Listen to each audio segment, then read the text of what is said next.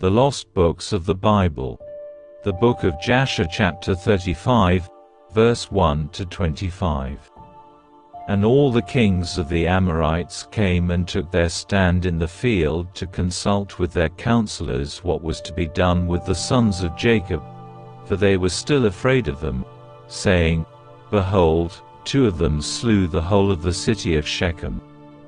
And the Lord heard the prayers of Isaac and Jacob, and he filled the hearts of all these kings' advisers with great fear and terror, that they unanimously exclaimed, Are you silly this day? Or is there no understanding in you, that you will fight with the Hebrews? And why will you take a delight in your own destruction this day? Behold, 2 of them came to the city of Shechem without fear or terror, and they killed all the inhabitants of the city, that no man stood up against them. And how will you be able to fight with them all? Surely you know that the God is exceedingly fond of them, and has done mighty things for them, such as have not been done from days of old, and amongst all the gods of nations, there is none can do like unto his mighty deeds. Surely he delivered their father Abraham, the Hebrew, from the hand of Nimrod, and from the hand of all his people who had many times sought to slay him. He delivered him also from the fire in which King Nimrod had cast him, and his God delivered him from it. And who else can do the like? Surely it was Abraham who slew the 5 kings of Elam, when they had touched his brother's son who in those days dwelt in Sodom, and took his servant that was faithful in his house and a few of his men, and they pursued the kings of Elam in one night and killed them, and restored to his brother's son all his property which they had taken from him. And surely you know the God of these Hebrews is much delighted with them, and they are also delighted with him, for they know that he delivered them from all their enemies. And behold, through his love toward his God, Abraham took his only and precious son and intended to bring him up as a burnt offering to his God. And had it not been for God who prevented him from doing this, he would then have done it through his love to his God. And God saw all his works, and swore unto him, and promised him that he would deliver his sons and all his seed from every trouble that would befall them, because he had done this thing, and through his love to his God stifled his compassion for his child.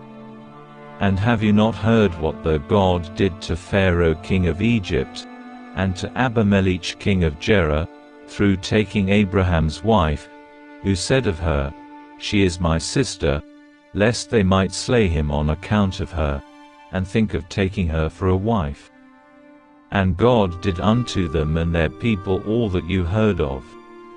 And behold, we ourselves saw with our eyes that Esau, the brother of Jacob, came to him with 400 men, with the intention of slaying him, for he called to mind that he had taken away from him his father's blessing.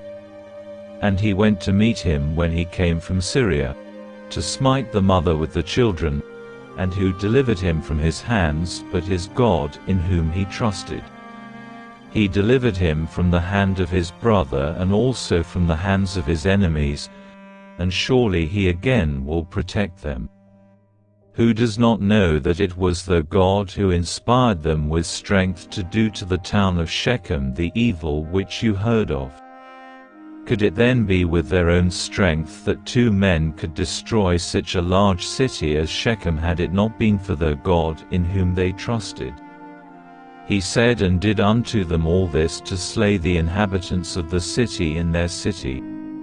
And can you then prevail over them who have come forth together from your city to fight with the whole of them, even if 1,000 times as many more should come to your assistance?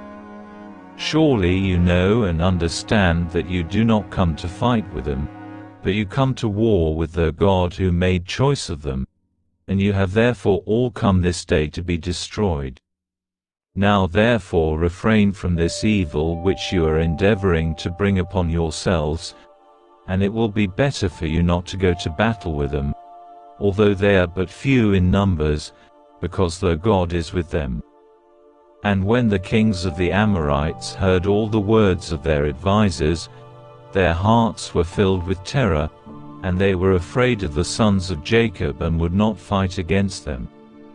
And they inclined their ears to the words of their advisers, and they listened to all their words, and the words of the counselors greatly pleased the kings, and they did so.